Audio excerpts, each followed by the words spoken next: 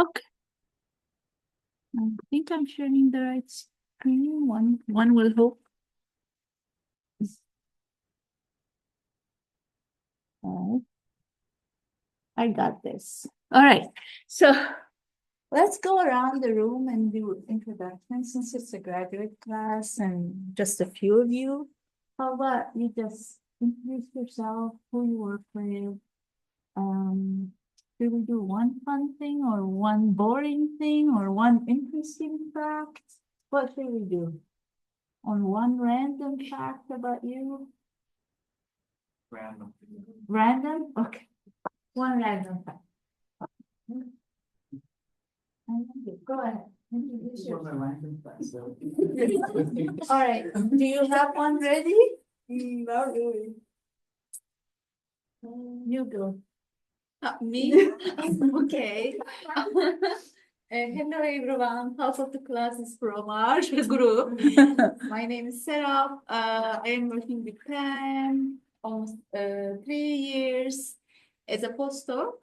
And random things about me, random fact. What do you think, Pam? She never gets a picture right on PowerPoint.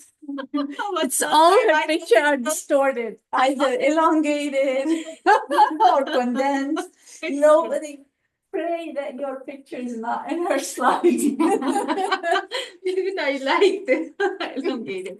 I have So, no yeah. idea why. Okay, this is a really nice random fact about you. Thank you. Well, who are you? Yeah, I'll go through that. Okay, so my name is Anandu Chandra Ghanashyam. So I'm a PhD student. I work with Dr. J. And, the current project was on the sulfide distillation of some dairy powder. Moving to a new project, it's going to be on a little bit of the main topic involved. Yeah. That's the research. Yeah. Random facts. Anything about you. Yeah. Interesting. Do you play sport? Do you like singing? No. Do you like exercise? Play sport, I play cricket, but I don't know whether that's something played in the US because he has more in the baseball. Cricket? Yeah. Yeah. Is I know. it, Not no. really. I think it's pretty Asian Oh, things, yeah. right? Yes. Indian. South Indian. Indian. South Asian. It's a colonial thing. Yeah. Wherever the British went. It's not an Asian thing, it's a British thing. I didn't know that. Yeah. Okay, well, if you, anything else, then we'll come back. Yeah, yeah. If I something strikes, I will. Yes, yes, Yeah. go for it. So hi, I'm Suchi. I work with Dr. J as well. Currently, I finished my all requirements for the PhD. I finished my coursework and stuff, but I still was so attracted. So I came to the class again. I'm like, okay, this is my last chance to take a class, so I am here. And don't ask me please that when I'm finishing. I'm not gonna answer that. And a random fact about me, I work a lot with dairy, but I can't drink that. I can't digest. Oh, That's so bad. Yeah. Okay. So does lactose only or? Yeah, like this. I can tolerate little bit. I do a lot. Sometimes like cheese and stuff I do eat, but then I stop. So I had a student that worked with whey protein and developed whey protein allergy. So that was sad. And then I had another student that worked with pea protein and developed pea Oh protein my allergy. god. What people do? I don't know. Inhaling it. Are they stealing it from the lab? They get hungry. Okay. Hi, everyone. I'm Taylor. I'm the operations manager for PPIC. Been working with PPIC for about 1.5 years now. And a random fact about me.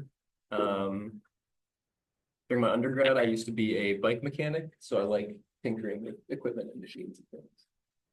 Always need it. I want to be my close friend. Thank you, Taylor. Okay, Andressa. Yeah. My name is Andressa. I'm a PhD student. I'm going to my second year now, and I'm working with Pam. And the fact fact about me. I think I already used this one in our lab meeting, but other people didn't hear it. So even though I'm Brazilian, I really like the cold weather, and like this cold weather doesn't bother me. Actually, I like it. Maybe because it's different. Yeah. Interesting Yeah. fact about you. I'm gonna say that's a weird fact. No, it doesn't. Okay. Hi, I'm VT. I'm a first year master's student working under Dr. Fernandez, doing like flavor and milk, like filtration of milk. Fun fact, I can't eat spicy food. Oh, Yeah, I'm the only one in my family who can't.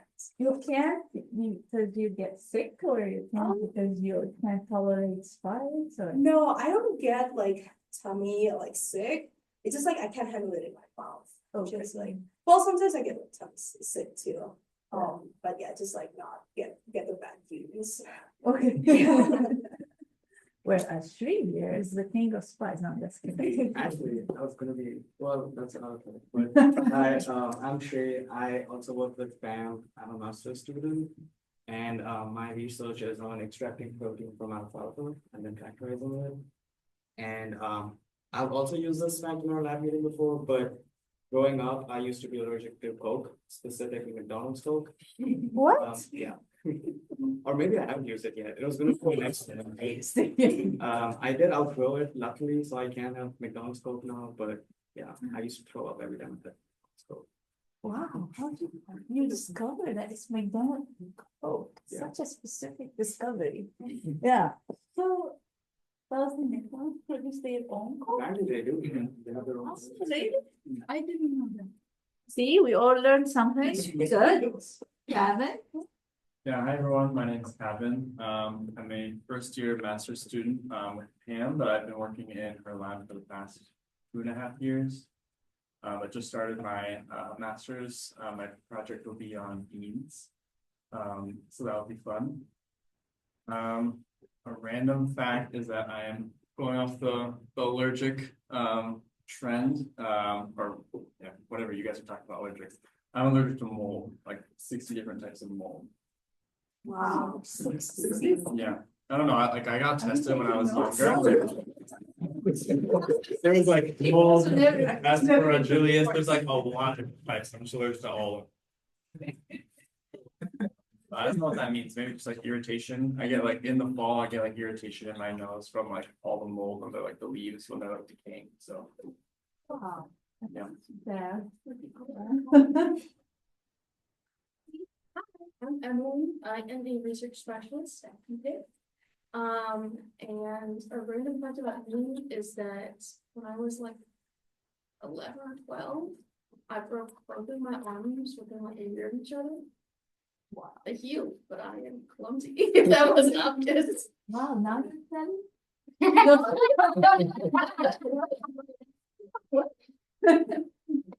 It was different.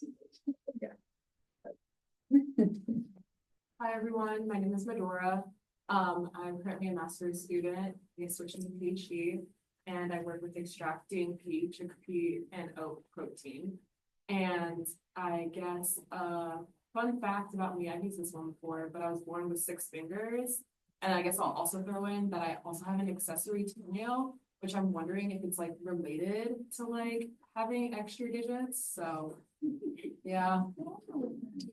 And you took my pivot, you took it off? So like, yeah, when I was born, they like tied a string around it and then it like fell off. Oh, Yeah. take note of that. Sharing the counter. There's some things you can remember. Then you easily forget to take them. Hello everyone, my name is Paul Wang. I'm second year master student in Professor Yop's lab, and my research is about studying the different ingredients concentrations on the physical chemical properties of extruded protein isolate. And the random fun fact about me is I like the crafts made of sandalwood. Sandalwood. Craft made out of sandalwood. Okay, does it smell good? Yes, no good. It's special. Is it legal? Don't take note of that.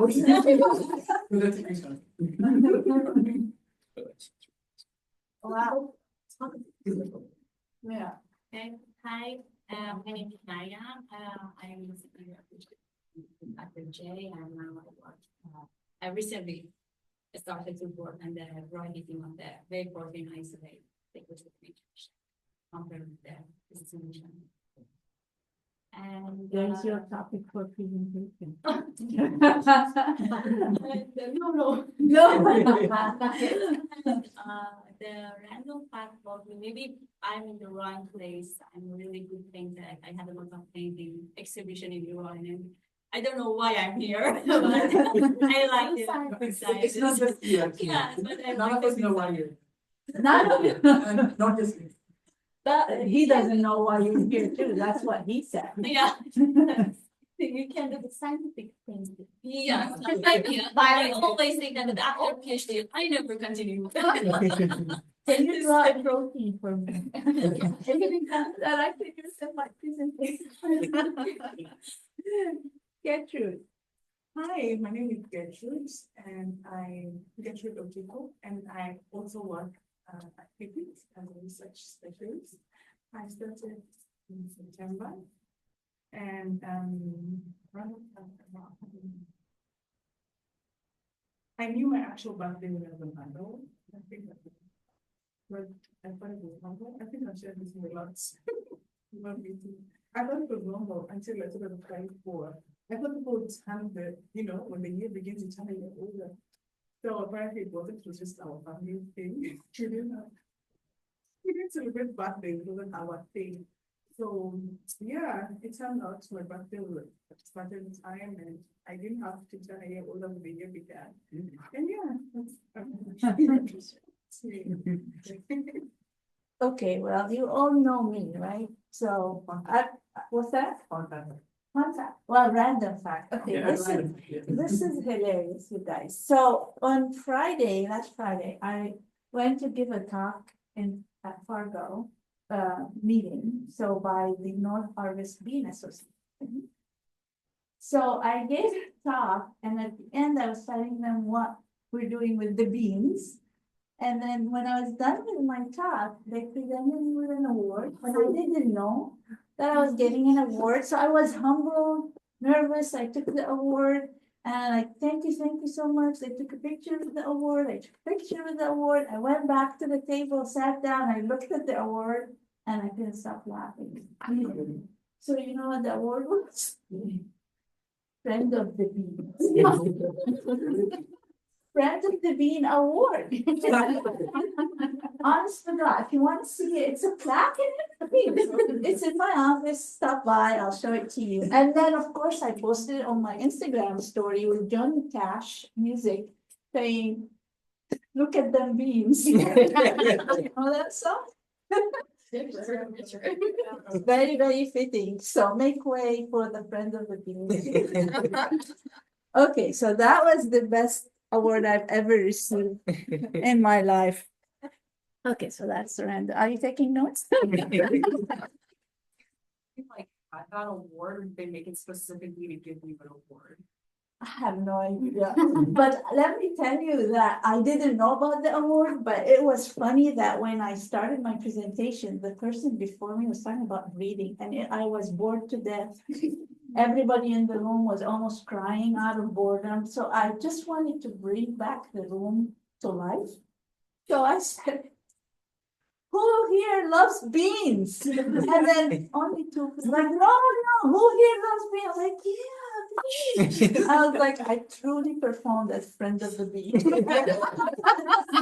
So now knowing. You are going to be a friend of me. Yeah, so if you see, go by my office, I might change director of PPIC to Friend of the Bean. I love that. Anyway, okay, so we're here for protein. So what we're going to do first is I'll walk you through expectations and what we need to do with the class and all of that. So I sent you an email and I mentioned that we have a Canvas website already. So let me see. Why am I in this room? I'm gonna break my neck before I escape. It's not escaping. Oh my. Hello? There. So those of you that have taken a class with me before, kind of know the drill. Only if I can find my mouse and my.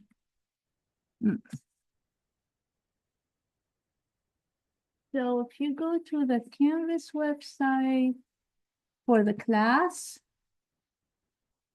No, this is terrible. I think there is another one. For the course, you can keep going. On the middle, I think it is your canvas. It's Oh, yeah, that's one. Okay. Phew. All right. So when you go to home, it just gives you the general information about the class, and you will find that same information on the syllabus. So it just gives you here a description of the course, the time of course, but most of what you need is on modules. I'm not technology savvy, but I'm kind of organized a little bit. So here you'll have a folder with the syllabus, schedule, and SLO stands for Student Learning Outcome. I'll talk about it in a minute. It's kind of your study guide for every topic. It tells you what you need to focus on in terms of studying. So, but the syllabus would be a good one to look at and familiarize yourself with the topics, with distribution of points. We don't have a particular food proteins book that I use. I know that they were preparing a proteins book last year. I don't know if it's already out. I don't know the content, if it's really good, but I have few books that I reference and I put chapters on Canvas. You don't have to have the book physically. I put relevant chapter on Canvas for you. But of course, the Phenom of the Chemistry, they have a really good chapter on proteins, and then another chapter on enzymes, and another chapter on milk proteins.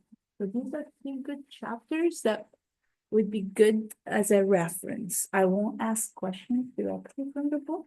It's just for your reference. And then there are two other books that are old, but there are facts that don't change about proteins. So we use them. We use some of chapters as just FYI kind of information if you want to learn more and have something to go back to. Okay. And then so on Canvas, I'll go over the different components on Canvas in a little bit. These are the course objectives to let you look at, the topics. So we start with, like today, I'll start with the role of proteins, then I'll go into the structure of proteins. How do we isolate, characterize, and analyze? And then we'll go and talk about different characteristics of the protein, the denaturation, functional properties, talk about enzymes, and then we talk about main proteins. So dairy proteins will be a big component, then legume pulses and oilseed proteins, and then we'll talk about cereal proteins. If we have time, we'll go to egg proteins. The thing is with me teaching this class is because I work with proteins every year or 2 years I teach it, I have new examples. So I keep adding and adding examples and, and I run out of time. And I dislike eggs. So eggs protein. And we don't work with egg protein. So no, but still, the fun the most of the knowledge will be in the first three. If I have time, I'll go to expo. And then after that, we'll talk about protein modifications to enhance functionality. So we will have two exams. So last time I offered this, I think we had a take-home second exam. I don't remember why we did that, but we did. So if you like to take home exam, it's not potentially an option for the example. Okay. You'll see an example of exam one and exam two on Canvas, and I'll show you from 2023. So I'll show you where to find them in a little bit. And then we have a final, and we have a presentation. I changed a little bit. No, the presentation did not change, but we used to do it groups of two. And there was a lot of drama with groups of two. It's like one person is not as responsible, the other person is responsible, and at times they can't meet and stuff like that. And I thought this class shouldn't be about teaching you to work with groups. And then you get that a lot in different classes. So I said, drop it. You're going to each do your presentation on that. So groups two used to present on two papers of under the same topic, but now you select the topic, you have one paper, and then you present on it. And this is for people that are registered in the class with an A class. Good. So if you're an audit student, you want to do it? You will do it. You want to do it? Perfect. I love it. Okay. You're welcome to present and get a topic. It's more educational to everybody in the room. You don't have to, but she's pressuring you.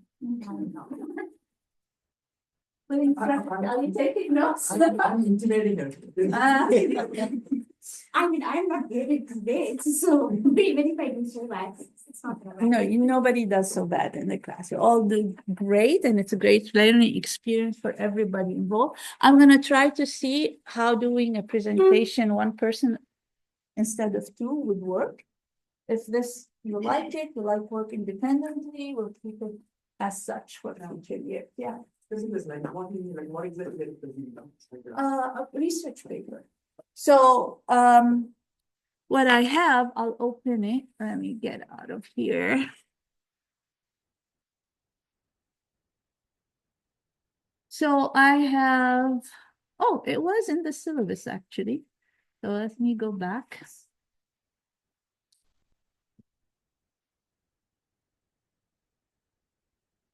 Why is this very slow? Okay, so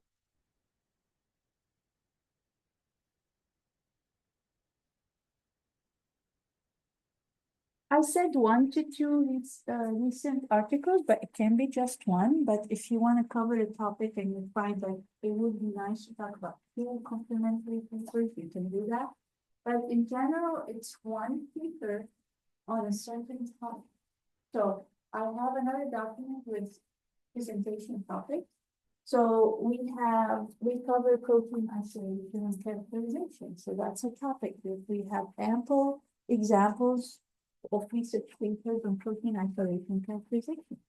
We have potentially specific protein types, whey protein or casein protein, functionality or nutrition or aromaticity, so you get to choose. Soy protein and pulse protein and gluten protein. So you can select the type of protein and present on a certain category. Functionality as impacted by processing or something like that. There's another document that gives you examples on these topics and what they are. So it would be an 8 minutes presentation and on a recent publication. So I have a suggested list of publications or papers on Canvas. So I'll show you that in a minute, but that is one requirement is a presentation. So it has 75 points. And I also have the rubric of evaluation. So if you took grad orientation, it's very similar to I created it, so it's obviously the same. So you will see that you will be evaluating on certain aspects and you will evaluate yourself as well. So 25% of the grade would be your own grade that you give yourself. And then 25% of the grade weight will be by who is the audience, and 50% weight will be for me. And then I do the math and we get to a grade out of 75. All right, and then participation. Those of you that took analysis with me, they know that I love that you participate and talk to me, not just me talking at you. So basically, you can ask a question, you can answer a question, you can make a comment, relevant comment to the class. So, and then you get a 2 points for every participation. You can earn up to 40 points in participation, so 20 participation times. If you do more, I put it in the bank for you. If you need a couple of points to get on a B plus or an A minus, you have the extra credit. I'll give it to you. So I usually ask one of my former TAs to participation. They know, they're done. I promise. No, and then at any time you can ask Andressa to look at how many participations you already have. Even if you reach the end of it, don't suddenly go quiet. I'd love for you to talk. Also, I get super excited sometimes. I'm always very excitable person. So of course, when I talk about proteins, I'm super excited. And I get carried away. So if I am going fast, stop, ask me questions. Okay, I didn't get you. I will repeat. So you can give me feedback on the pace as well. So that also counts. It's like, even if you tell me, Pam, can you repeat that? That's a 2 plus 2. So yeah, so that's the participation. And then there is 10 points that are just like, you're always here, you're always participating, you're involved. I can see you not sleeping in the class, so you get this 10 points extra from me.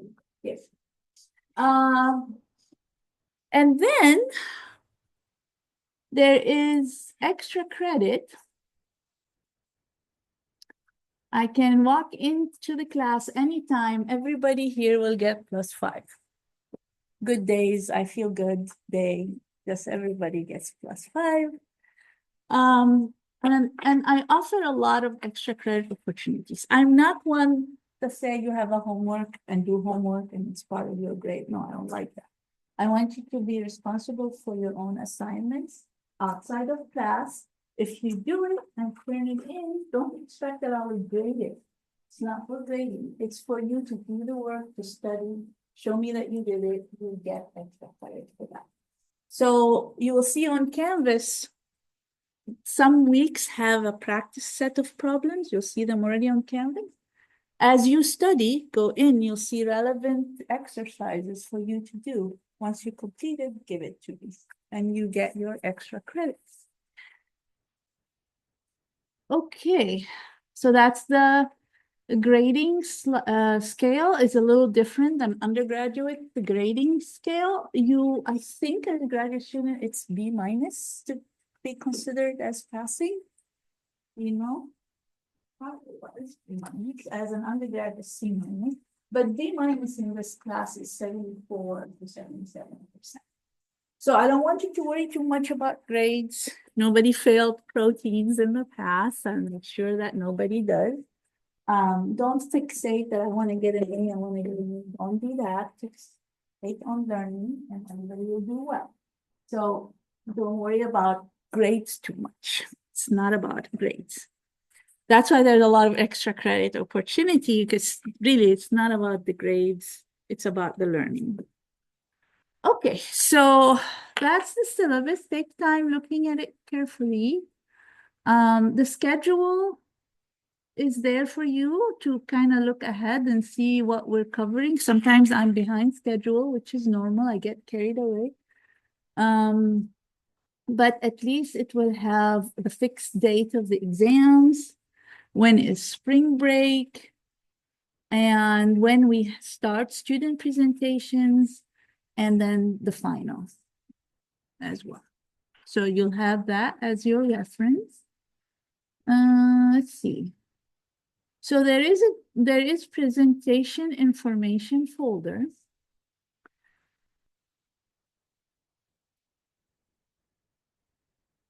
So here this is the topics, dates, and details. So I want you to look through it. We'll spend time next week or so on it as well to look at the topics and the dates associated with these topics.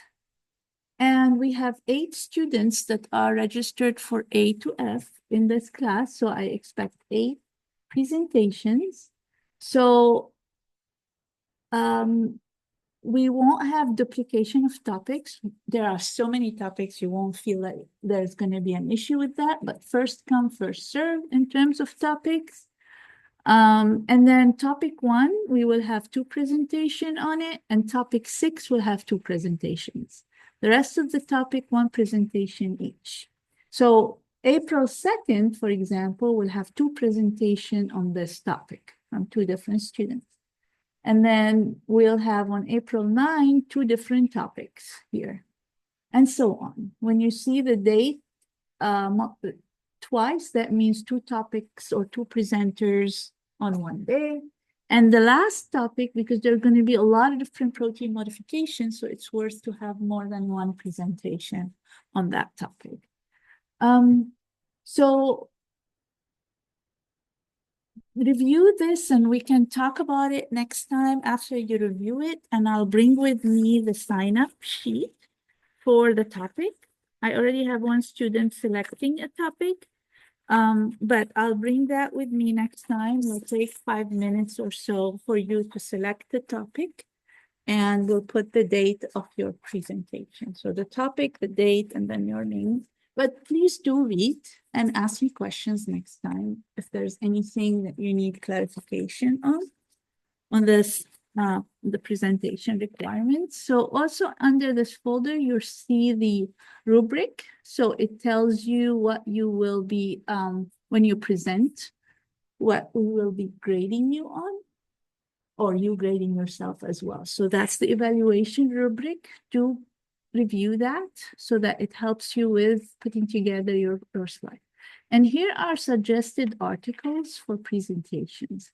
So I learned over the years that if I suggest articles, it kind of gives you a guidance to what to look for. You can select from this pool, or on your own, you can find something else. You'll find that I add every couple of years I teach the class, I add few. Some of these publications are from our lab publications, so you'll see quite a few of those, but there are others as well that are not published by us. I urge you to look at publications that are somewhat recent, 6 to 8 years. If it's 10 years old, but you really, really like it, you can still present on it. But we'd like to hear about something new, relevant, exciting. Okay, so the list is long. I don't know what I did. I probably clicked on something.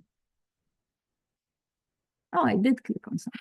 Yeah, so there are a lot of options, but if you like a particular paper not in this option list, you'll find too. Okay, so I have sample exams here from 2023. I usually put the exam without the key so that you can use it to practice, and then you can look at the key. The key is detailed. I won't be grading you exactly based on the key, but the key is kind of inclusive to help you learn as well. So that's resource. When I grade, I will put the key here as well for the exam so that you can look how I graded, and if you have questions, you can consult with the key and all of that. There are book chapters related to the topics, so they are organized by topic. So these are the chapters. That way you don't need the books physically unless you have the book. It's easier for you. So for every topic, there is a chapter. Like I said, I don't ask questions directly from these chapters. It's just if you need to enforce certain knowledge. Additional study material. I'm not going to click on everything, but so for example, under week 2, you'll see that now you're ready to do practice problems, the first step. So after week 2, you can start practicing using this. So other places with practice problems are already available for you to see, have an idea. Any questions about Canvas?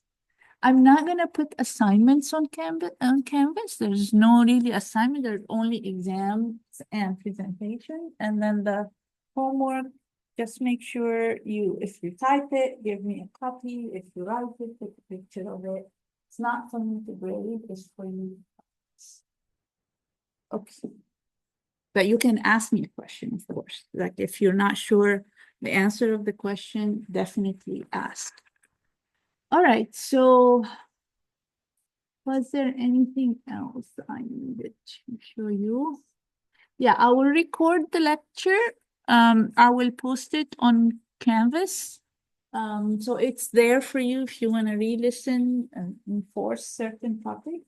But definitely attendance is recommended and encouraged. Those Canvas recorded lectures are not for you to miss class.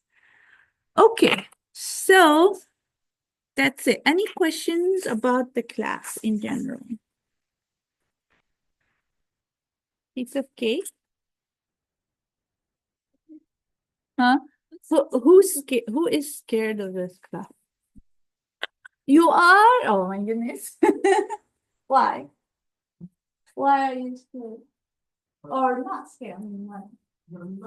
So, for us as graduate students, my advisor always told me don't pay too much attention to grade itself. You need to learn some knowledge. But I searched this course from the website and I found most of people got B class instead of A. Who? Which class has that? Most people got A's in this class. Maybe it's book analysis. We give it a that. How can you see other grades of the class? I'm like rate my professor. Rate my professor online. No, I'm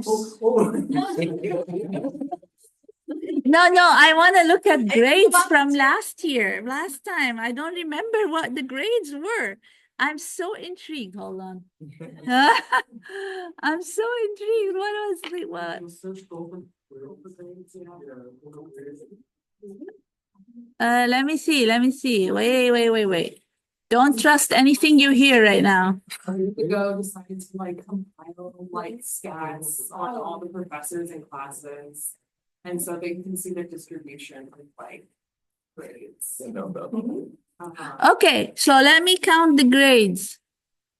I got 1, 2, 3, 4 A's.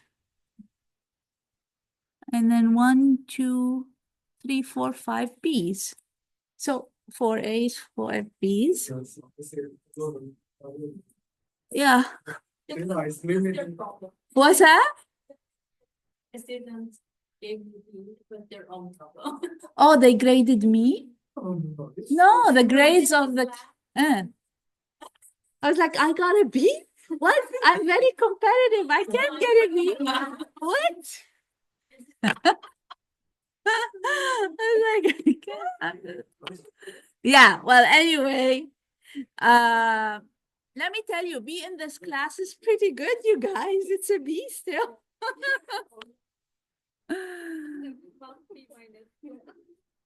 But an A is not impossible. I got almost half the class A, half the class B. So it's not a impossible thing to do. Okay. We can get started. Anything? Okay, so that's why you're scared because of the grade. Was there any other thing like Pam is contagious or something? Not scared. Not so scared. honestly. Although I know sometimes GPA is not as important as that for bachelor student, but I still pay a lot of attention to. Grades. Yeah. That's good. That's interesting. That's fine. But I really don't want it to haunt you the entire semester, what grade I'm gonna get, rather than how much I'm learning, can I ask more questions, can you go slow, we don't care about cereal proteins, if we just talk about dairy and legumes, we're good. I mean, Is the student employer check, is it important the grade that you graduate or not? be For the honest. job. For the job? Yeah. No. Do they ask for transcript? I don't think they ask for. Just all the I've seen a fucking lot of positions they ask. students put their GPA in their master's program. They're thinking website. Including. Put their GPA in website. So I think it's is it important? I don't. I mean, this would be really simple-minded employer, so they're gonna look at it. No. I think focus. Do you know that employers look at GPA? Just only fucking the positions they are looking for. Practically, they look at your GPA. Yeah, some of the positions I applied, they ask the undergrad transcript. Okay, let me tell you a funny story. Okay, so my undergraduate degree was from American University of Beirut. Our standard for grades is very different. Yes. I was on honor list just for being 82 or 83%.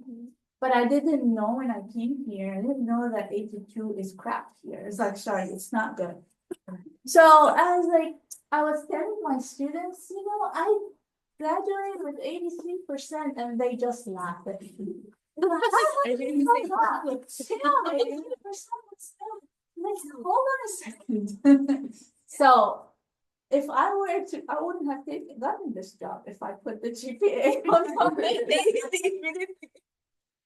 I would be hired if I was to show my GPA. Oh my goodness. Okay. So no, nobody should have GPA on their application. That's such a simple minded. You need B minus to get a passing in a graduate school. But if you really want to graduate with a 4.0, it's your choice. You put in effort to do well, but I don't want you to be haunted by grades. That's my advice. Yeah, and I will, if you got 70 on my exam, I'm not gonna think less of it. So just remember that. Okay. So now let's talk proteins. I have, some of you have seen this, and if you've seen it, don't say anything. Okay. Okay. All right. So I have here 3 ounces of milk, about. Good milk, I'm not keeping. And 3 ounces of yogurt. Which one of these have higher moisture content? The milk. If you agree, raise your hand. All right, put your hand down. This is wrong. So it has the same moisture content. You know how yogurt is made? You remember? What you do, you get milk, you add culture, you incubate at 40 degrees C, and then what happens? What happens to the pH? It drops to around 4.6. Around 4.6. What is that? It's the isoelectric point of casein. So what happens is the caseins start interacting with each other, forming a gel network. Yogurt is a form of gel. And what gel does, entraps moisture. So you might lose 1-2% of moisture because of heat and evaporation. But really what gives the texture of a solid is the protein. The protein forms a gel, entraps the moisture. Sometimes syneresis happen when you open a yogurt container, you see some water on the top. That's syneresis. You lost some water holding capacity of the gel. Those of you in my lab now know, oh, what holding capacity? That rings a bell. Okay, so you lose moisture over storage, but essentially they're very similar in moisture content. So the protein made it look like it's solid. Okay, now I have about 3 ounces of cheese. So milk, cheese, which one has higher moisture content? Are you 100% sure? You're not sure? No. Can I trick you into this now? Of course milk has more moisture. So, what happens during the making of cheese? What do you do? Huh? Well, now we have water separation. So what happens? You add your rennet or chymosin. Sometimes you add a little bit of coffee too. But the rennet does something specific to the casein and breaks off the glycomacropeptide, which you'll learn about in the daily section of the protein section. The glycomacropeptide of caprotectin is the charged one, is the highly charged one. Breaks it off by enzyme, then you lose some of that zeta potential. Rings a bell, kids, I'm gonna say babies. Kids in this class, rings a bell, you lose some of the zeta potential, some of the charge, then casein come together, forms what do you call them? Calcium bridges, calcium phosphate bridges. You form a coagulant. The cheese is a coagulant, and then the whey separates. So therefore, you have less moisture. Of course, you press the cheese. You also lose more moisture when you press it. Things happen during processing, but the curd has less moisture content than milk. Okay, very good. All right. So now here I have 2 types of bread. I have the loaf bread. So when you form the dough and then you bake it, what happens? It rises, right?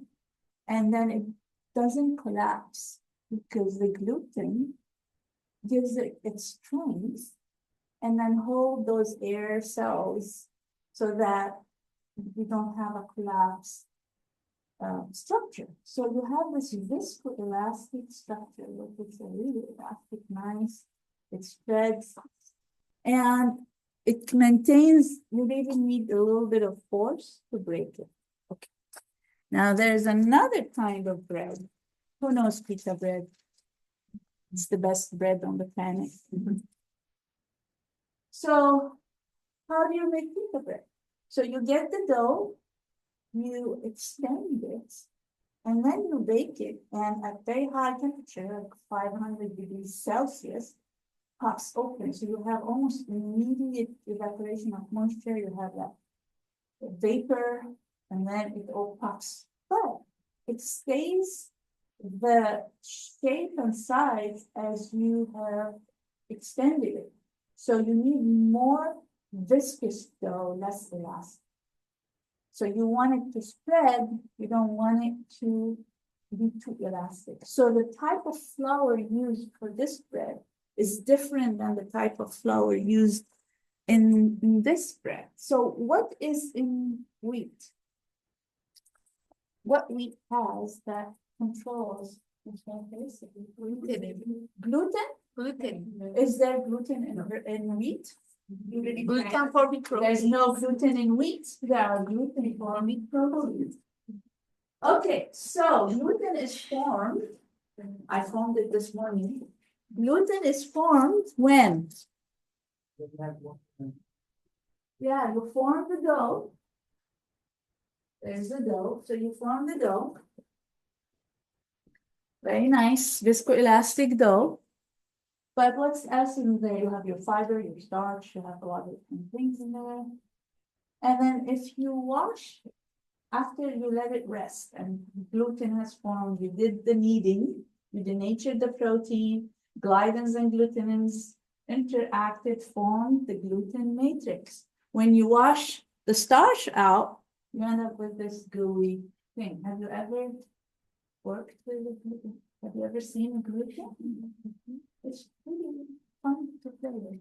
Yeah, you say Play-Doh, gluten dough. So, so that is what determines whether the bread, whether the dough is for a loaf bread or the dough should be for a flatbread. So the gliadin to glutenin ratio, you will hear me talking about gliadin to glutenin ratio when I talk about cereal proteins. So the gliadin to glutenin ratio determines the viscoelasticity. Higher gliadin, less glutenin, is good for flatbread. Higher glutenin to gliadin is good for loaf, where you need more of the elasticity and less of the extensibility.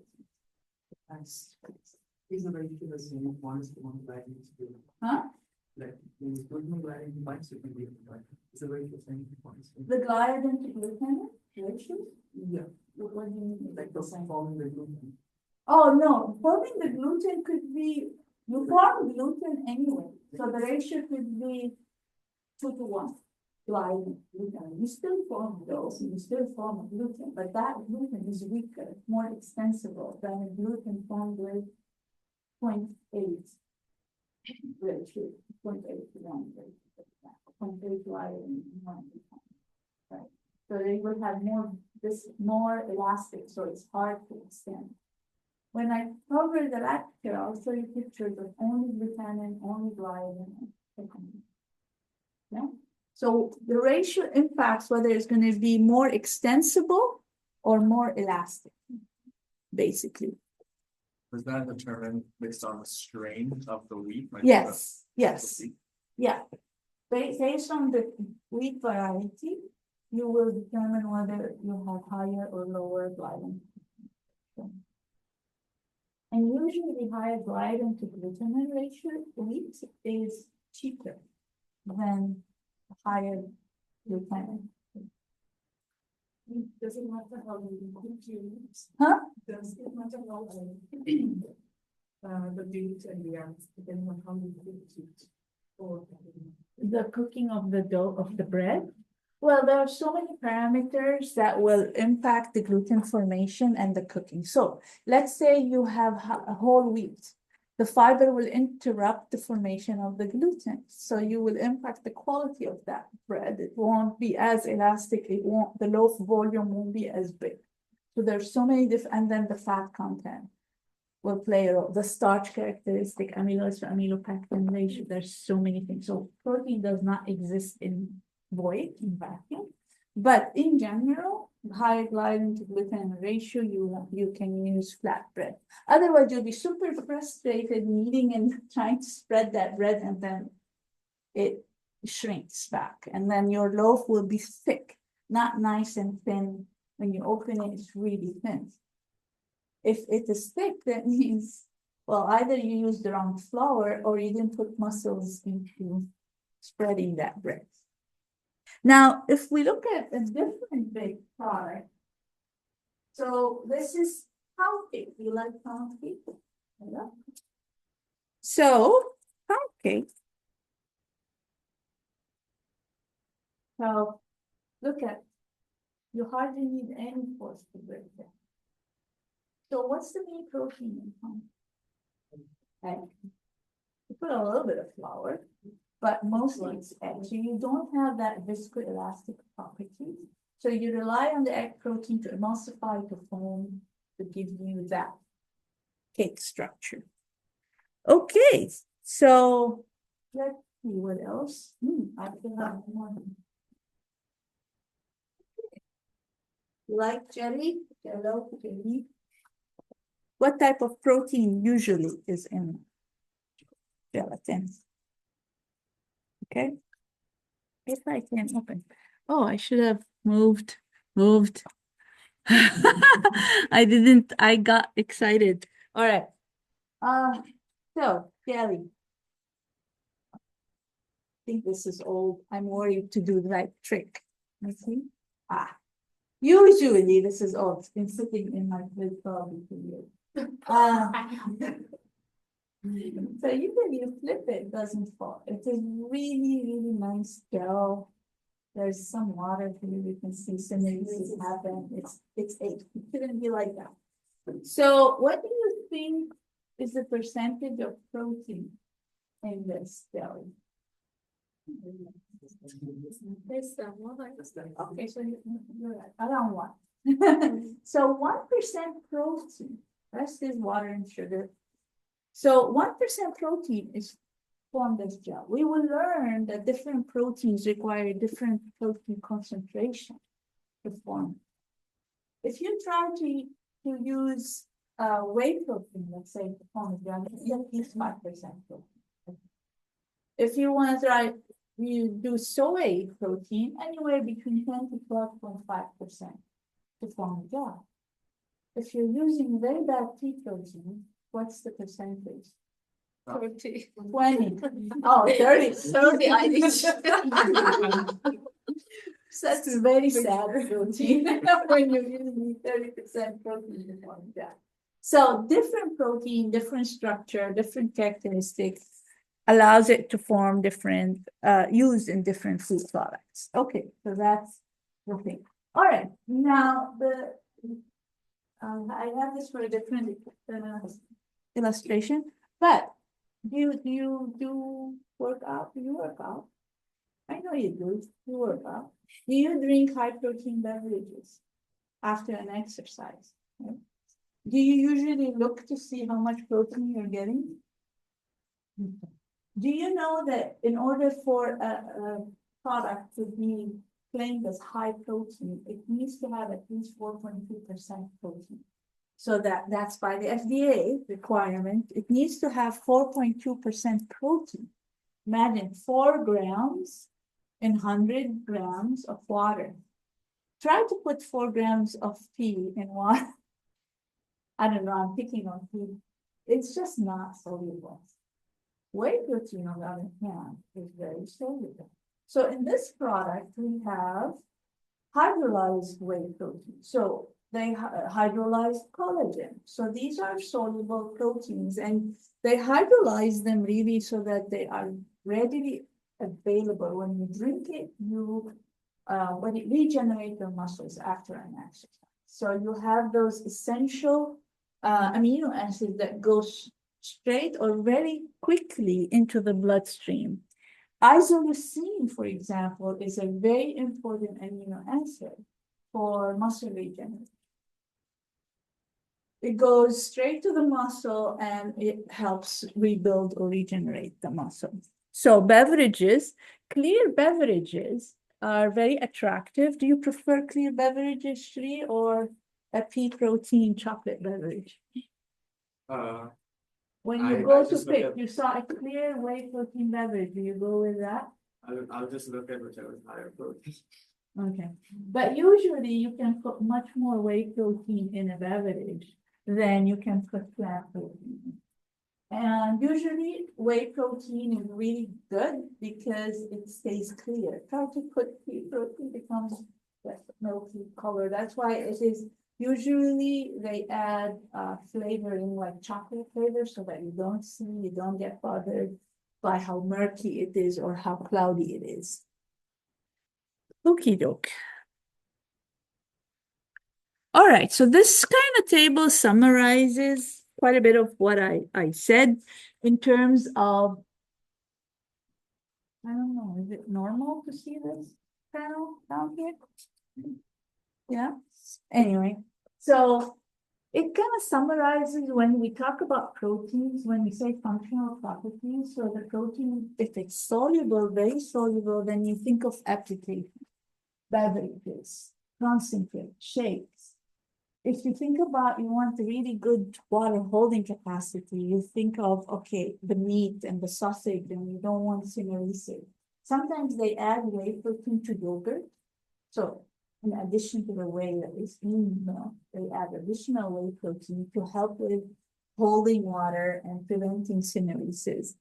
Then you think about gelation, forming this gel texture, and there are different forms of gel. Yogurt is a gel, even cheese is a gel, but it's a coagulant form of a gel, doesn't hold as much water. So there are different types of gel. Sausage is a gel. So tofu is a gel. And then you think about emulsification. So you have fat, you have aqueous, you want to keep them stable, you don't want to have separation. So you think about adding protein to stabilize. So mayonnaise, egg protein stabilizes in mayonnaise. foaming cakes, bread, marshmallows, viscoelasticity, bread products, texturization potential. I added this. I hope you, when you opened Canvas, I updated my slides a little bit. I added this because this is really essential now in the plant protein world. Is can the protein be texturized? This would be for meat alternative or any extruded products that require formation of texture. Okay, we're good. Do you usually, what would you prefer? Like a 5-minute break between 2 50 minutes or keep going? Huh? For this session, we can keep going, but I think it's my opinion. But for Okay, who prefers like a 5 minutes break? You can. Okay. You can go up and down the stairs, you know, we have, take advantage of the room in those 5 minutes. Yeah. High moisture or low moisture, so TBF, for example, vectorized vegetable protein, that's low moisture. Huh? So formation of polymers and forming like the fibers, texture similar to, like when you texturize soy and gluten, you form something similar to chicken muscle. Huh? That's high moisture. Yeah, high moisture, but let's say you also form a network when you form that low moisture, and then when you wet it, it gives you a very texture, treaty texture.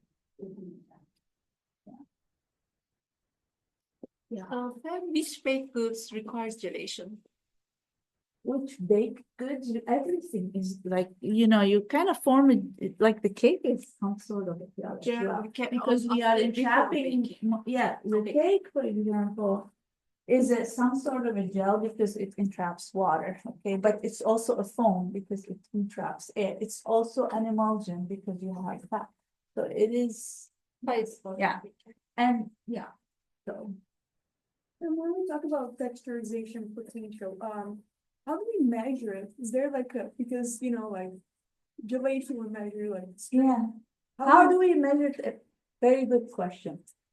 You're gonna tell me, how do you measure texturization potential? I mean, guess, or like you texturize with yolk. How do you determine that whatever you texturize has good potential? What do you test, like physical test? Huh? What do you, yeah, after you extrude, what do you do next? You go to the lab and what do you do with the extruder?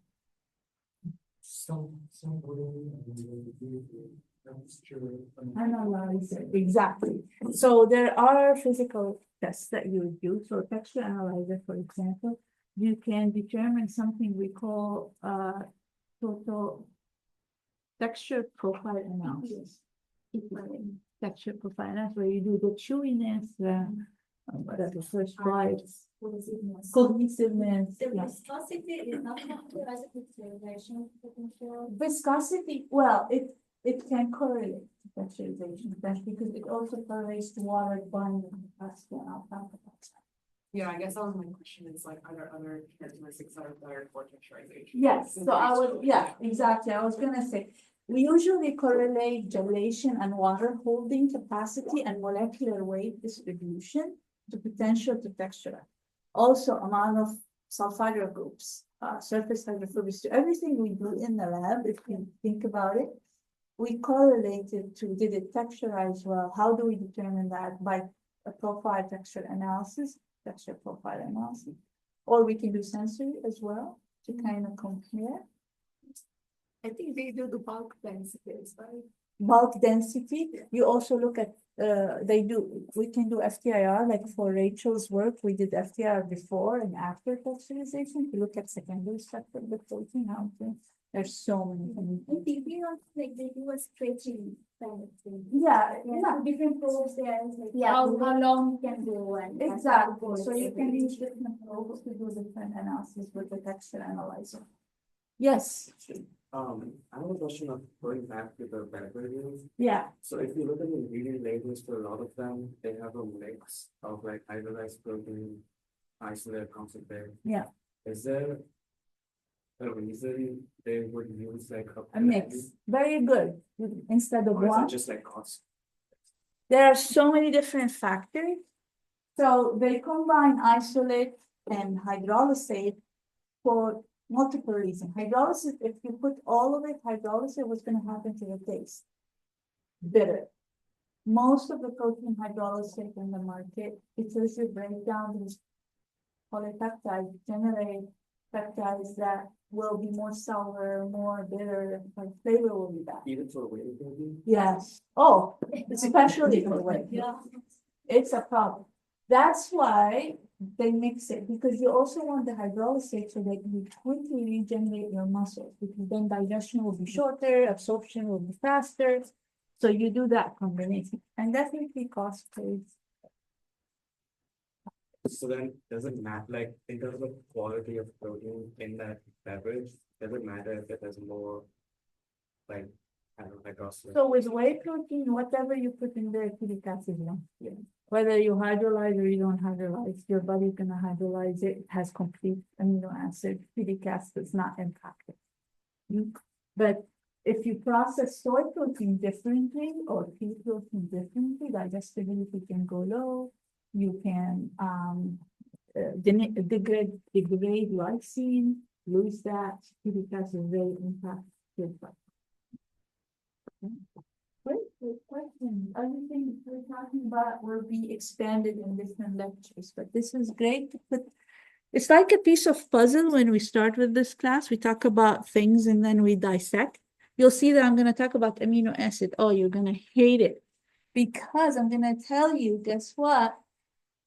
You need to draw these amino acids. Emily, this is Emily's problem in 2 years. You're just sitting in on the class now.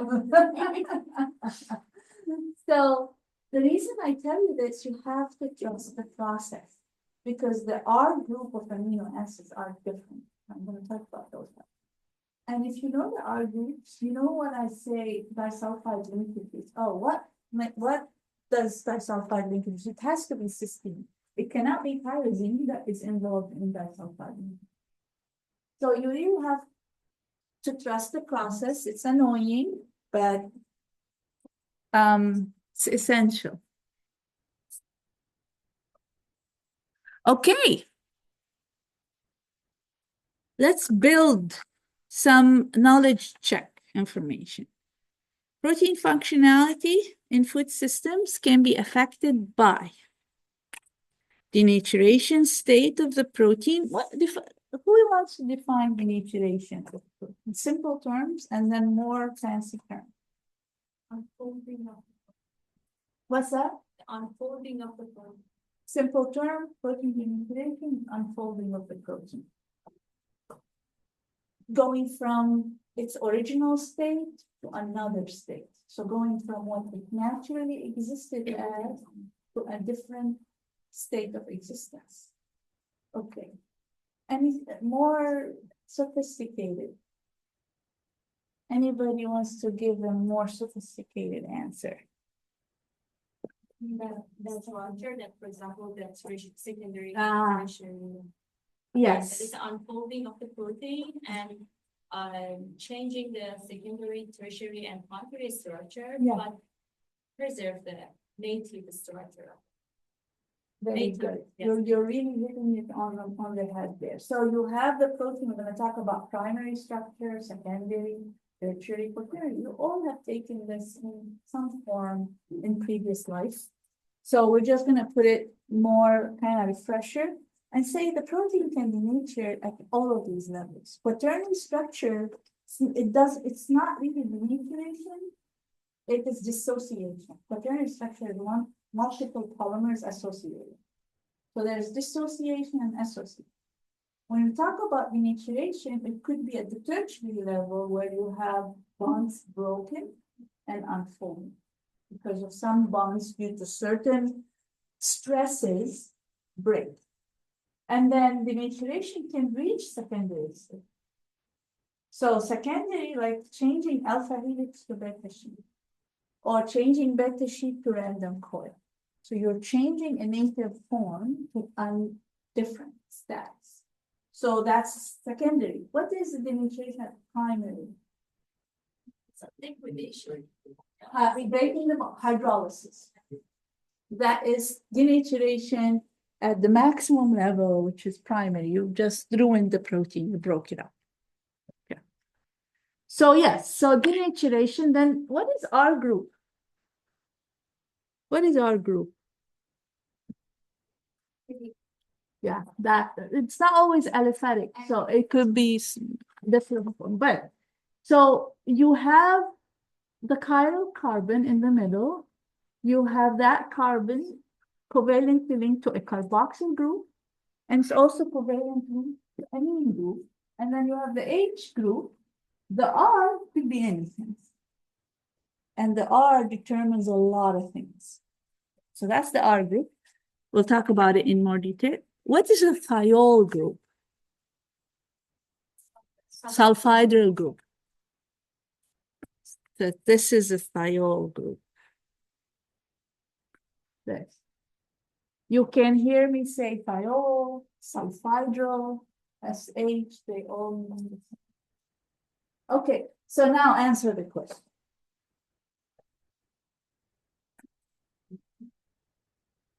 All of the above. All of the above is going to impact your functionality big time.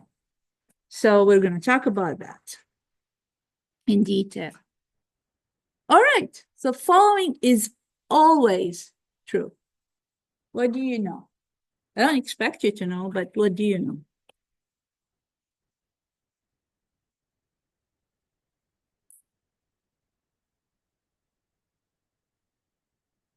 Any wild guesses?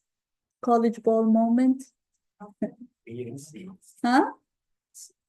B and C is always true. Let's okay. Well, set up. Don't participate. Yeah, you are here. Just here. Okay. If I need you, I'll go to you. Okay. None of them. None of them was. Thank you. They, yeah, not necessarily. When I said it could be always, when I say the word always, now you have to think, is Pam trying to trick us? No, always. Sometimes, yes, an emulsifier could be a good forming agent. Sometimes, yeah, strong gels, or like soy protein can form a good gel, can emulsify. Yeah, but not all the time. So low surface hydrophobicity, good emulsifier? No, because you need a balance between hydrophobicity and polarity interaction with water, because it's an emulsion, aqueous and fat. Okay, so none of them.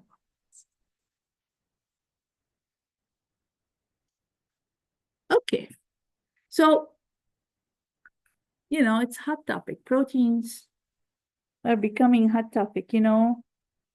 When I started working on protein during my master's, I never imagined that protein can be that important one day.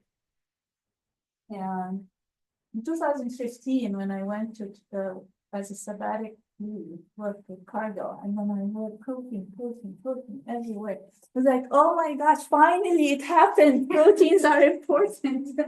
Yeah, so I was lucky. Anyway, so you all know that interest in protein is increasing. There's high demand, global protein demand, whether animal or plant.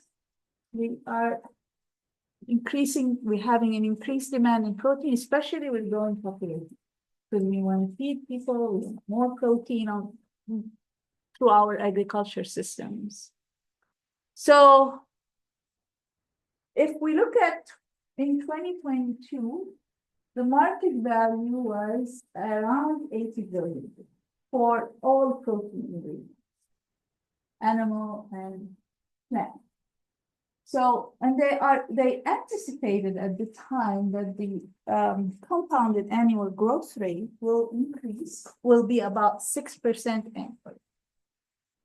Of that market, 20% are plant protein. So if we look at 80 billion, 20% of 80 billion is what? 16 billion? Yeah. if we look at North America alone, plant protein market is 5 billion, so about 1/3 of the global. So just to give you an idea where we stand with that, and it's expected to grow at 4% annual growth rate, compounded annual growth rate. So it's still on the rise. Why? Why do you think?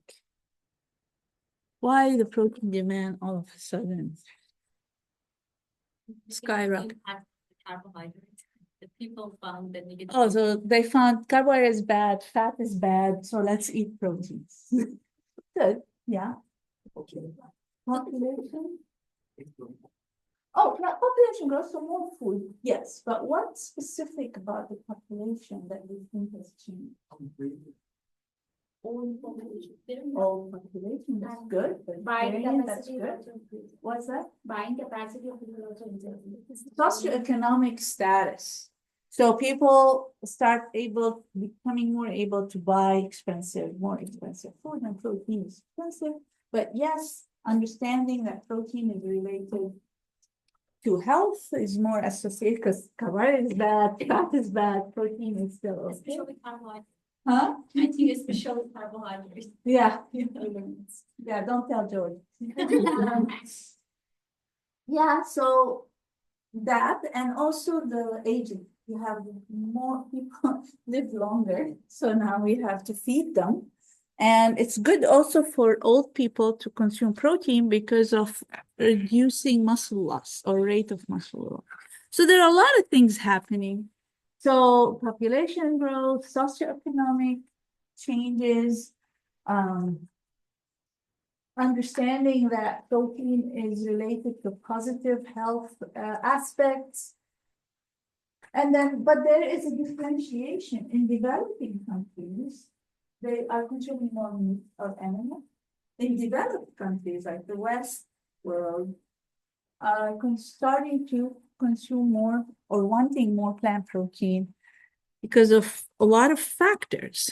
So plant proteins, with regard to the consumers, they're thinking now about the environment, the sustainability, the regenerative agriculture, all of that, saving the planet, animal welfare, so treatment of animals and how they raise them, plant-based diet associated with healthy diet, increase of vegetarians, flexitarians. We know what flexitarians are. You all do. Do you? See? That means people that enjoy their meat, steak, whatever, fried chicken, but they prefer plant. So they will consume more of plant-based diet, and once in a while, they will have their craving of meat. And then increase allergenicity in proteins, then they start looking at different protein sources, and so on. So that's the consumer. Now the producer, well, okay, so they all ears. So the consumers are asking for more protein. Let's develop new protein ingredients. Let's develop new protein products. Let's look at how we can save money and be competitive in the market. Valorizing byproducts. So you're producing all of this oil from oilseed. What am I going to do with the meal? So that's what happened with the expansion of soy protein business. There's a lot of soy oil and then a lot of meal left over. So they discovered that the meal has very good protein, and that's why soy protein made it to the market. But there's now canola, sunflower, all of these hemp. So all of these oil seeds, we can also valorize the meal. And this notion of clean labels, I say proteins are functional, so I can remove synthetic emulsifiers, synthetic foaming agents, and put more protein in there. So, of course, and then the growing population, we talked about that. So what are the products in the market from trendy plant-based products, meat analogs? So 5 or 4 years ago, it was projected that meat alternative is just going to explode. The market is going to explode. It's just such a big market. And then what happened? And then what happened? 2023, I didn't find 2024 yet. 12% loss in market because of, all right, so we want it to taste like meat, we want it to look like meat, we want it to have texture like meat. So a lot of ingredients, a lot of processing. So now this backfired from conscientious consumers saying, hey, wait a second, too much processing, too many ingredients, and the market slowly going down. But protein beverage is still doing well. Yeah, go have your protein beverages. So it's still projected to increase. In 2025, this year, it will reach over 2 billion in market in the US. So, and then dairy analogs, the oat milk has seen an expanded growth. Cheese, so now there's almond cheese, and I don't know what else, cashew cheese, all of those, but are they good? Oh, gosh. You know, this is kind of like, those of you that been to some of my spiels at the Plant Protein Innovation Center meeting, I always say, if you tell me cheese on my pizza, well, this melting, stretchy mozzarella cheese, and I'm gonna be super disappointed when I eat my pizza and it is vegan cheese. Don't call it cheese. Don't just come up with new products. Falafel 2.0. That's what I usually tell. You know the falafel? Of course you've had falafel. It's high in beans. See, I'm friend of the beans. So high in proteins. So, it's not a meat alternative. We can always come up with products high in protein. Anyway, protein bars, that's a thing still for people, especially those that are wanting more protein in their diet and athletics. Extruded products. So there are a lot of groups or applications where plant proteins are desired, but people are seeking alternatives to soy, protein, and gluten. Why? You know why? Why people don't want soy? Okay, allergy, but do you know what's the percentage of people allergic to soy in the US? Any idea? 0.5%. So it's ridiculous. So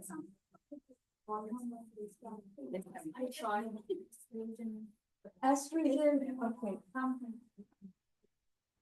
People in Asia, in China, how long have you been eating? How long have you been eating soy? Centuries. See, I mean, they still have kids. So it's just, no, bad research. There's something called unprecedented research. Soy is not bad. Okay, we are susceptible really to any protein. 50, 60 years ago in the West, they didn't know soy allergy. They didn't have soy. And all of a sudden, soy proteins and everything, they got sensitized and they got allergy. I don't have to do based on fermented soy. Everything fermented. Tofu is not. Tofu is made of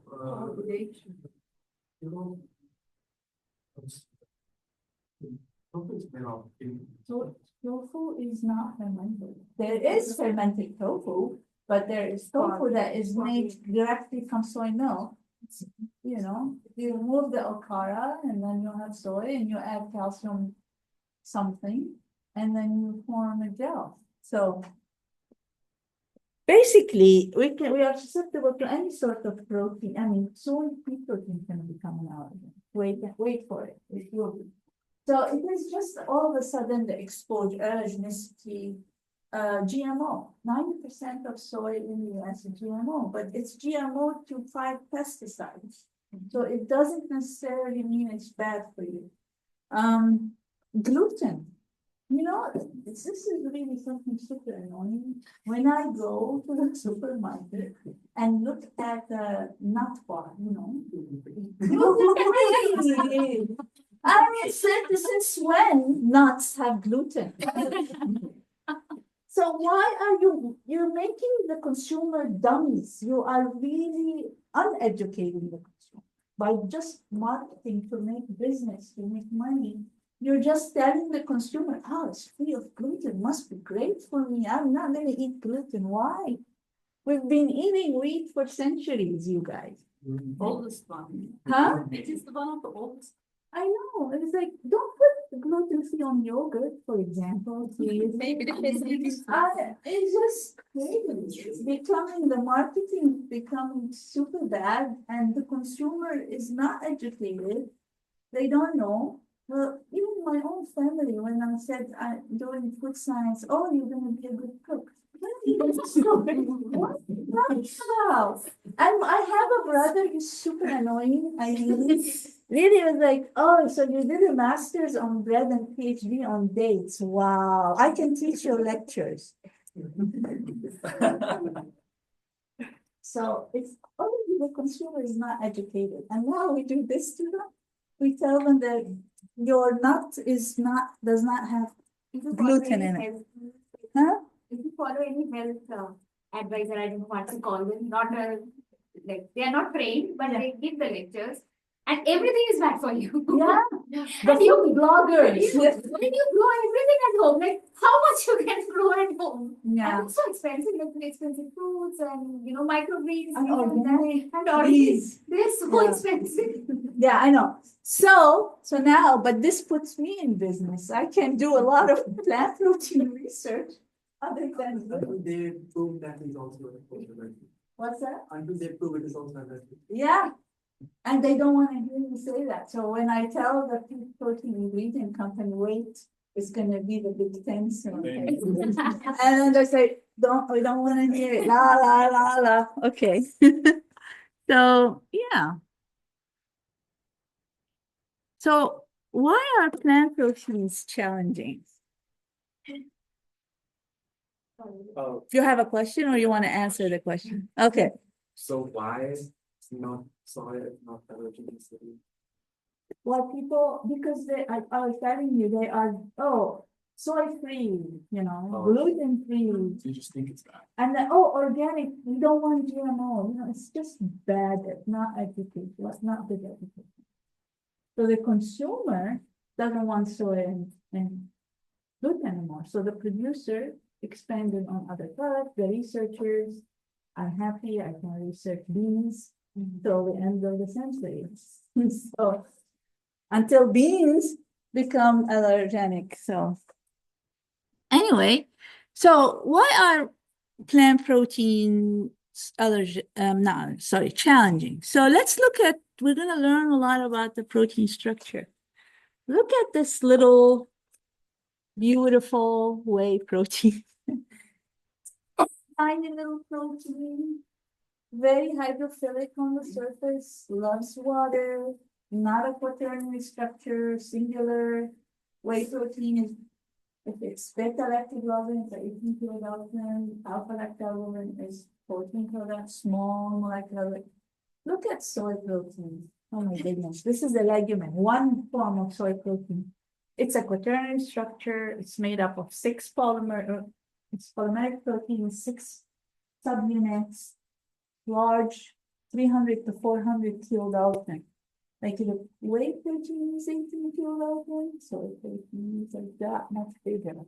Okay, it does not like water, so that's why it forms this quaternary structure hiding from water through hydrophobic interactions.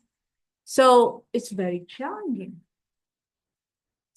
So the water and protein love-hate relationship. So plant proteins do not like to be soluble, hardly soluble, not like whey protein because of all these structure, large molecules, high hydrophobicity, and such.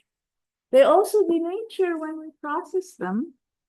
And when they denature and we keep processing them, ultra processing them, they're gonna get into this big blobs, non-functional aggregates. So then we get pea protein, for example. Go get pea protein from any source, run it on a gel where it's all on the top of the gel because it's very, very large aggregate. And then they ask me, can you make pea protein behave like whey protein? No way. It will not. I cannot, physiologically they're different, and then when they're processed, they form blobs. So it is a challenge. So what do you want from your protein? You want, yes, Oh, sorry, when you say challenging, when proteins are challenging, are you looking to match the functionality of animal protein to like eventually replace them? Because like, well, that's what the processor want to do. They want to replace animal protein by plant protein, but they're so challenging. so Then they start adding different ingredients. so is the end goal then to like replace the animal protein? That's what processors want now, that's what the consumers are wanting now, but what I'm telling them, go away from it. Go do something else, because don't make them cheese, don't make them, if you want your cheese, eat dairy. If you want meat, eat meat. So, but we're not there yet, maybe in 20 years, people will listen, I'll keep saying that. So, but now, yeah, they want them to replace whey in beverages, they want them to form your yogurt, you know, you want them protein to form this yogurt structure, they want them to hold water, they want them to, you know, cream cheese, dairy cream cheese, replace dairy by plants, so you want them to emulsify. Then you want them to form meat-like structures. So very, very demanding, very hard to work with protein. I mean, it's not totally impossible, but again, it becomes ultra processed. It becomes a lot of ingredients to help them. Is it because the market cannot replace that, like, to replace like animal protein, so until like they say they don't want it anymore? Yeah, so the market now it's backfired. So they went and launched all these products that are ultra processed with a lot of ingredients. So we see it drop because now the consumers are, oh, the list, it's not in label. It's ultra processed. Yes. And does it also mean plant protein is less margin, like the company? Yeah, so because, you know, it's that jelly here, 1% protein, so I mean, again, cost. Imagine you wanna make a gel, but in order to make gel, you wanna put 15 grams in 100 versus animal, you only want 1 gram. So it becomes cost also. What's that? Did you make this, the diagrams on the biggest slide? What's that? Did you make the diagrams? I did. Are you impressed? Yeah. You put me on. Like, circle. You know, I'm starting to get savvy on Instagram too. I see, yeah. It took me hours. Follow me on Instagram, don't. Okay, so what are the most common protein ingredients in the market? What's that? Like, agar and Agar. Agar. agar and gelatin over the. There's a plant gelatin Oh, yeah. or gel. Yeah, they can start. It's a different. I didn't heard that. Oh, no, gelatin. Gelatin. Yeah, you call it agar? No, it's a. Oh, it's the okay, same function, but- gelatin, yes, gelatin. Sorry, I was like, agar, I thought of like No, I the was other like, for the microbiology. Yeah, first mine went in different way. Yeah, no, listen, yeah, okay, yes, gelatin, what else? What else common? Whey protein, huh? And then All the soy way. protein. Soy protein, pea protein, what else? Not yet. So the common. Huh?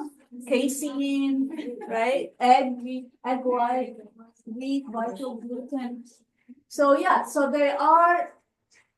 these are your common protein ingredients. A lot of different applications, again, analogs, you use them in beverages, you use them vital gluten in a lot of different baking products. So what are the new and emerging? Health. Beef. Beef is no longer new.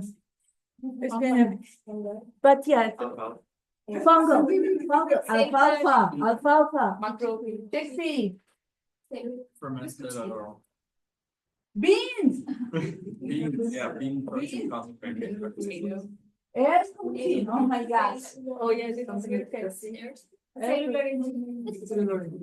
Cell culture, Yeah, Yeah, it's from algae, Microbial.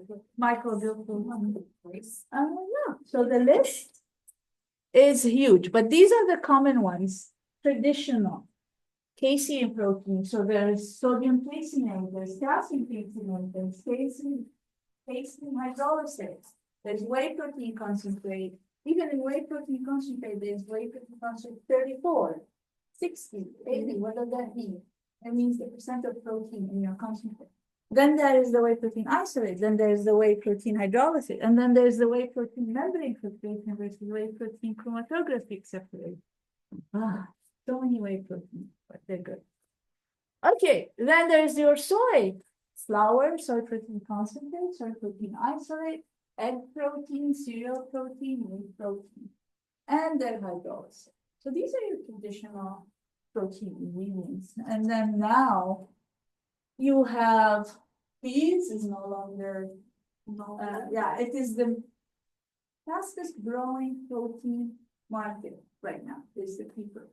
Then there's the chickpea, the lentils, the beans. Then you have oil seeds, canola, which is rapeseed in Europe, sunflower, camelina, pennycress. These are winter crops, oil seeds. Then you have the microbial proteins, lab-grown insect protein. Who likes to try insect protein? Who has tried insect? You did. Like in what form? You ate stuff. Okay. Not wrong, but it was fine. I know. I know. So, but in the West, they're still not very accepting of insect protein, especially that there is defect action level for amount of insects and insect parts in flour. So if you have defect action level, how are you going to consume the entire protein from insects? It's a process.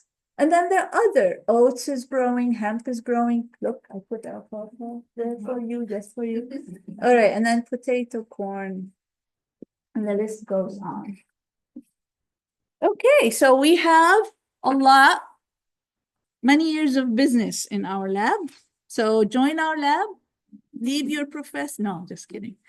Okay, we have a lot of work to do. So role of protein. That's you. Shri, next time, give me a picture of you, huh? So building muscles, that's one thing. And then after exercise, regenerate the muscles. So that's a big part of the proteins, and the role of protein is for muscle building and regeneration of muscles, and also for aging people too. So reduce the rate of degradation, muscle degradation. Okay, but of course all of us need protein, not just for muscle building and not because we're old, but we all need proteins in our diet, and there's a minimum requirement of 50 grams per day or 1 gram per kilogram of body weight, depending on your weight. So, but it's not just amount. So it is the quality that matters. 1 gram of whey is totally available to us, weight-free. But 1 gram of gluten is pathetic. Now, not available. Why? Because there's two aspects. One aspect is essential amino acid. So your protein has to be complete protein, and if it's not, then it's not the gram that you look at the quality of what you're consuming. So you need 50 grams of available, biologically available protein. So, and then if you're making a protein claim, so you really have to put the daily value. If you're not making a claim, you don't have to put a daily value. But so there's essential amino acid, but there's also ease of digestion. Some plant proteins are very hard to digest, so not completely digestible, depending on processing, especially. And they might be deficient in some essential amino acid. That's why PDCAS becomes important, which is the protein digestibility corrected amino acid score. So it's a score where you multiply protein digestibility by the essential amino acid score, meaning the first limiting amino acid, you will have a score. And then it would be a maximum of 1. So you can see that most animal protein has a maximum of 1. Soy protein is the closest. And then it's downhill from there. So gluten protein has a 0.35, almost 0.4 kilocalories. That means 1 gram of gluten protein, 0.4 grams is only available. Why would it be like lower? Because it's amino acid, it might not be complete 100%. All of essentially.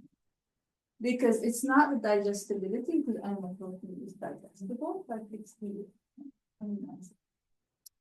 Okay, so why is gluten low? Because it's very efficient in what's the amino acid that lysine. So it's efficient in lysine, so it has low score.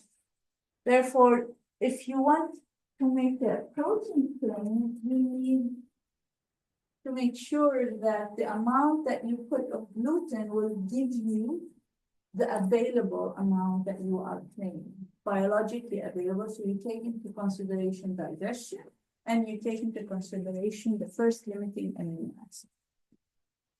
Okay, so let's say pea protein. A second.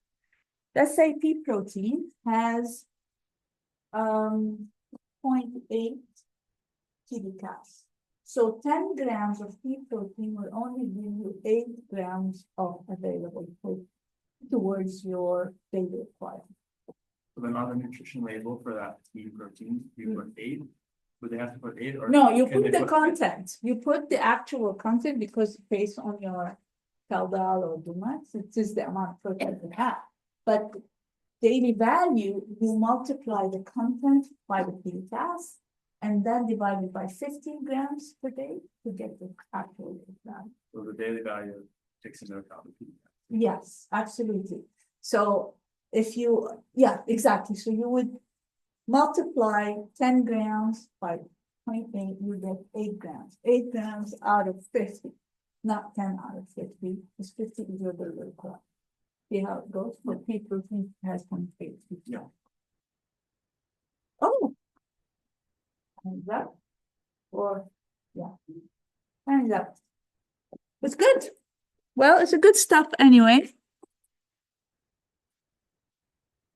Thank you. I will see you next week. Think about your presentation.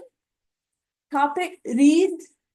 You don't have to select topic next week, but read about the requirement and come with questions. You can take the first 5 minutes talking about presentation topics. Okay? All right, you guys. Thank you.